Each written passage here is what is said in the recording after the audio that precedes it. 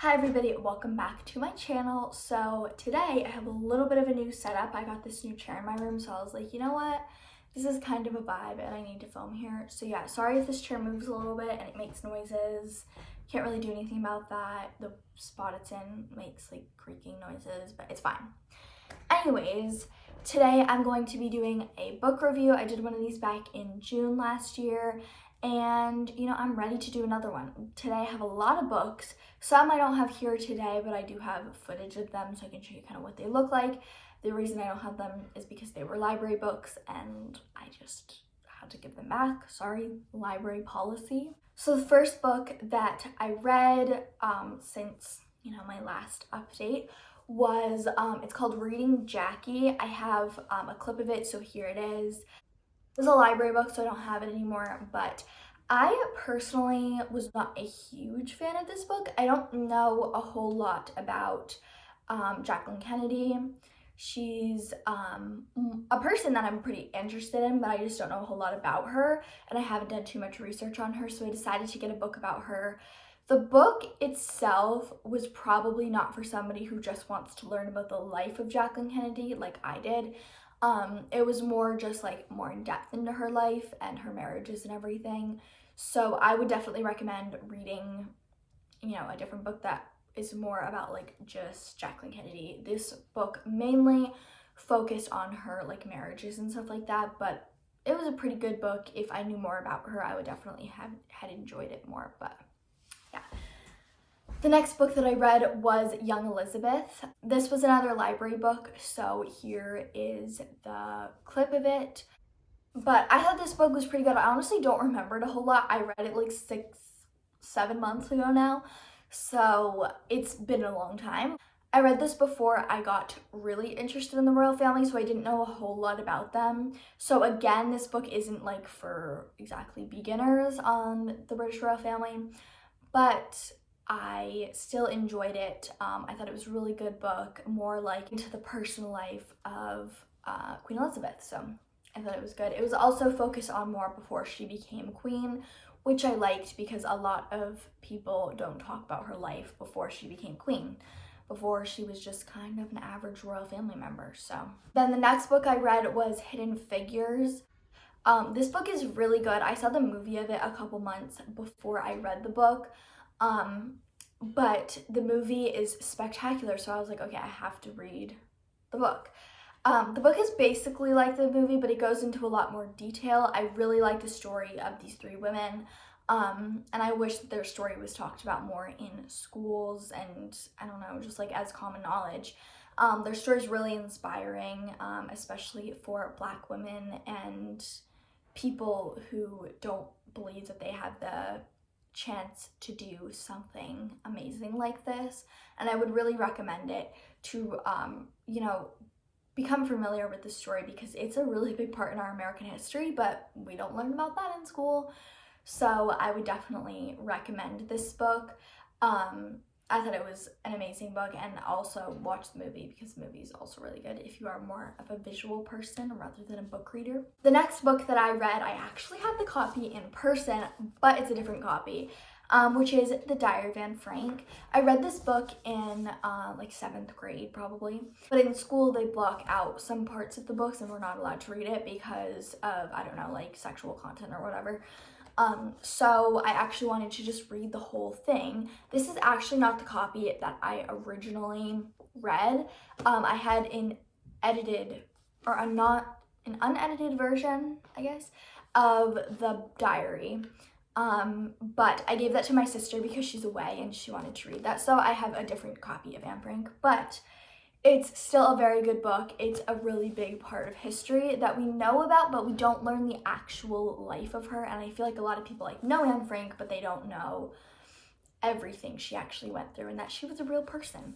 I feel like a lot of people just treat her as like a fictional person, but she was real and she has a very incredible life and very tragic one at that. And I would definitely recommend this book if you're interested. If you haven't already read it or you read it a long time ago, I feel like most people have read it but don't really remember it. I would definitely read it. The next book I got is called The Phantom Prince: My Life with Ted Bundy. It's by Elizabeth Kendall. And it's about, I don't know if you guys have seen the movie on Netflix.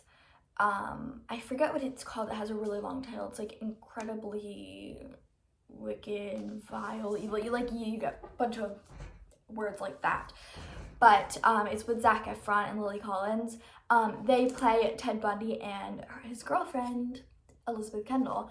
So I would definitely recommend this book if you were interested in that movie. It's more of the real life of Elizabeth Kendall and not just her life, with Ted Bundy kind of more in detail into, you know, the actual lives of the actual people involved. There's also a more in detail, just like the book, Amazon Prime series. It's free on Amazon Prime if you have it. It's called Ted Bundy Falling for a Killer. It's also, like, you know, talks about basically the same things. The book just goes more in detail, like most books do. But this book also has a bunch of like cool old pictures and pictures of Ted Bundy before he actually became even a suspect. So it's pretty interesting. Also, if you don't know who Elizabeth Kendall is, she was the girlfriend Ted Bundy was dating while he was murdering people. So yeah, I have a couple of Ted Bundy books in here because I think his life was pretty interesting, but he himself as a man was not a good person. So I'm just pretty interested in like crime stuff like that. But yeah. Editing Lindsay here, just wanted to add that I've already read We Were Five, Family Secrets, and Quintland Sisters before this. I just reread them for the first time in like a long time, since basically I read them for the first time, which is why I'm talking about them in here. But this was not my first impression of the books, if that makes sense. The next book that I read was We Were Five by James Bro, Annette, Cecile Murray, and Yvonne Dion. This is the story of the Dion quintuplets' lives. I don't have the cover for it, so it just kind of looks like a random book, but I promise it is an actual quint book. This was the first out of 2 books that the Quints wrote about their life story. If you don't know who the Dion quintuplets are, you should watch my other videos, but they were the first set of surviving quintuplets. They lived in Canada and were put on display like zoo animals. They also had a very tragic story. They suffered a lot of abuse at the hands of the government, their own family, and people that were close to them. So it's a very interesting story, and if you're interested in the Depression or World War II or anything that time period, they are a huge part in it. So I would definitely recommend this book. In this book, they don't go into too much detail about the abuse that they suffered, but they do hint at it a lot. And the next book that I read is Family Secrets, also by the quintuplets. This one was only written by Annette, Cecile, and Yvonne. Marie and Emily had passed away. Emily did also not write the first book because she had passed away at that point, but Marie did help write We Were Five. However, she did not help write Family Secrets. This book, they go very into detail about all of their abuse that they suffered at the hands of their family. And what it was like being quintuplets in a family of 15. So yeah, it's a very interesting story, and if you're interested, please go follow my Instagram. It's at Dion Quintuplets on Instagram. I post all about quint related stuff, and I will be doing a giveaway soon after this video is posted. So if you want to win some quint stuff, I'd recommend it. But yeah, both of these books, We Were Five and Family Secrets, I think are spectacular books. I, of course, love the quintuplets. Their story is just very fascinating to me, and I really feel for these women. We Were Five, I think, is a good book. It's a lot more family friendly than Family Secrets, although I do feel Family Secrets is a very important part of their story, and it is their story. I believe that you have to see all sides of their story to understand it, and I think Family Secrets is an upsetting side, but a very important side of their story. And I wish that more people could hear them out on it. I would definitely recommend reading both of these books. I think We Were Five is more for beginners, and once you know more about their story, I'd recommend Family Secrets. There's also a bunch of other good books on them, including Miracle and Tragedy of the Dion Quintuplets by Sarah Miller. I talked about that in my last book review, which is a really good book if you are just learning about the Quint story. I think it's a very good beginner book.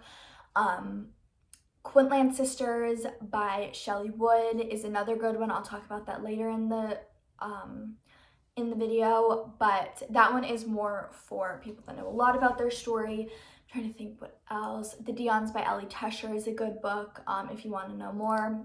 Time of Their Lives, I don't remember who wrote it. I can't think of their names off the top of my head. That is more geared toward the family side of the story, but I think it's a good book. Lillian Barker's books, The Quints Have a Family and Dion Tragedy, are very good books. I have not read either one, but I do have the Dion Tragedy and I will be reading that, so I'll talk about that in my next book review, of course. But yeah, I recently got a bunch of books for Christmas, so I will have a lot to talk about very soon. But that's kind of it for the Quint content for now. We'll get back to the Quints in a second. Now we're back to Ted Bundy. This book is Ted Bundy Conversations with a Killer by Stephen G. Michaud and Hugh Ainsworth. They interviewed Ted Bundy while he was on death row, and these, if you haven't seen the Ted Bundy tapes on Netflix, I would definitely recommend it. It's a very good series, but this is all of the tapes written out into a book, so I thought this book was really interesting. Definitely would not recommend it again if you don't know much about the story, but I know a lot about the story, so I really enjoyed it. But this is kind of them interviewing Ted on his entire life, how he feels about the murders, and, you know, everything you could think of to talk about with a serial killer while they're on death row. I believe this was written before he confessed, but he did give a lot of insight to how he thinks the murders happened. They do that a lot with serial killers. That's kind of how they're like, so how do you think this would have happened? And they kind of accidentally reveal themselves. It's a really smart tactic, but they do that a lot. The next book, we're going back to the Quints. I'm going in the order of the books that I've read, so it's kind of confusing. But this book is The Quintland Sisters by Shelley Wood. Again, I talked about this earlier. I thought this book was amazing. It was very well written. But again, if you don't know much about the Quint story, it might be a little bit confusing because this is about the diary of one of the nurses. So the nurses that took care of them while they lived in Quintland. So if you don't know like much about it, then it might be confusing because unlike other books like We Were Five or The Miracle and Tragedy of the Dion Quintuplets, they actually start from the very beginning of the story to the very end of it. But this is just a part of the story and they don't fully explain every single detail of the story that you might be confused about. So I definitely recommend reading this after you know a little bit more about the Quints, but I think it's a really good book. And I think that it deserves a little more hype. I have not heard much about this one. The most recent book that I read is The Romanov Sisters by Helena Rappaport. And I thought this book was really good. It's really long, as you can tell, but it is about the lives of the Romanov family, the last of the Russian family before they were sadly and tragically murdered. This happened in 1918, and most of them were still very young. They had 4 girls and a boy, Olga, Tatiana, Maria, Anastasia, and Lexi. And it's kind of their tragic lives during World War I and what led up to their tragic deaths. I was pretty interested in like how they died and everything like that went down, and why they were taken far too soon. This book doesn't go too much into the death of the sisters, which I kind of liked though. It just talks about their lives and everything they like to do and how they talked and, you know, everything about them. So if you want to know who they were as people and not just about their deaths, I would definitely recommend reading this. Their story is very fascinating, and like the Dions, I don't think it is talked about enough. For the last book, this actually isn't in order because I don't know when I read this, but this was a summer reading book for school. And I actually wanted to talk about it, and I usually wouldn't talk about a summer reading book, but it is called We Were Liars by E. Lockhart. And it is a really good book. Like, since it was a school book and it was literally our only option, I was like, you know, this is like a really strange book. Like, I don't know. I don't know. Like, I don't really like school books usually because, you know, they don't know the taste that I have in books, but I thought it was actually really good.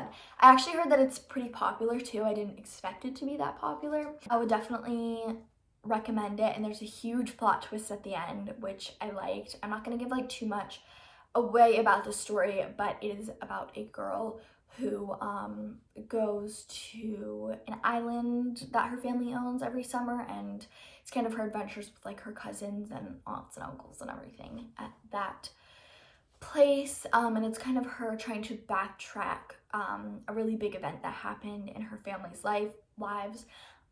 So I would definitely recommend this book, even though it's really like random and doesn't really like have anything to do with the kind of books that I like.